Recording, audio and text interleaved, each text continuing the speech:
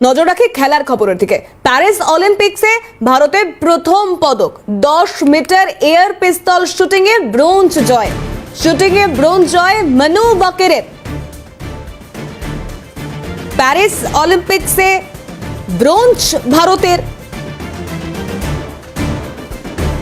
দ্বিতীয় দিনে দেশকে প্রথম পদক এনে দিলেন শুটার মনু বাকের।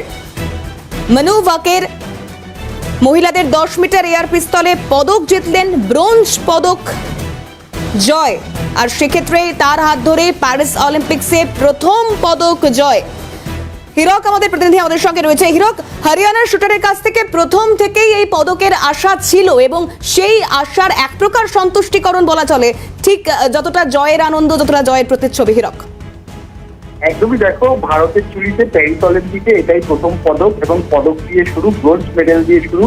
এবং যেটা বলা যায়, মানু বাকার তিনি কিন্তু অত্যন্ত প্রতিশ্রুতিমান শুটার এবং তাকে নিয়ে কিন্তু তার সঙ্গে যে পদক আসবে সেটা কিন্তু একটা ধরাই ছিল ভারতের পক্ষ থেকে। এবং 10 মিটার এয়ার রাইফেলে আজকে যখন মানু বাকার নামলেন, তিনি কিন্তু তার যে তাকে যে প্রত্যাশা ছিল সেই প্রত্যাশা কিন্তু তিনি পূরণ করলেন। তিনি আজকে ব্রোঞ্জ পদক জিতলেন 221.7।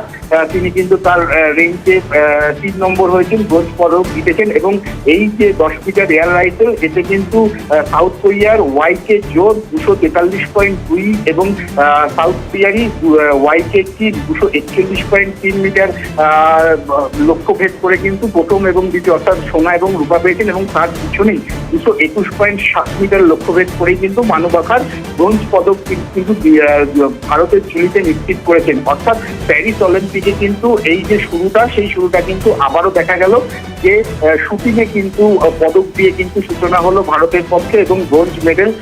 এবং মানু বাকারের এরপরে আরো অনেক ইভেন্ট রয়েছে, সেখানেও কিন্তু ভারতের প্রত্যাশা রয়েছে। তবে যেভাবে তিনি শুরু করলেন সেটা কিন্তু ভারত এবং তার পক্ষে সত্যি একটা গর্বের, যে ব্রোঞ্জ পদক দিয়ে ভারত এবং মানু বাকার এই অলিম্পিকটা, প্যারিস অলিম্পিকটা কিন্তু সূচনা করলেন। ধন্যবাদ হিরক। হিরক বোস আমাদের প্রতিনিধি ছিলেন আমাদের সঙ্গে টেলিফোন লাইনে।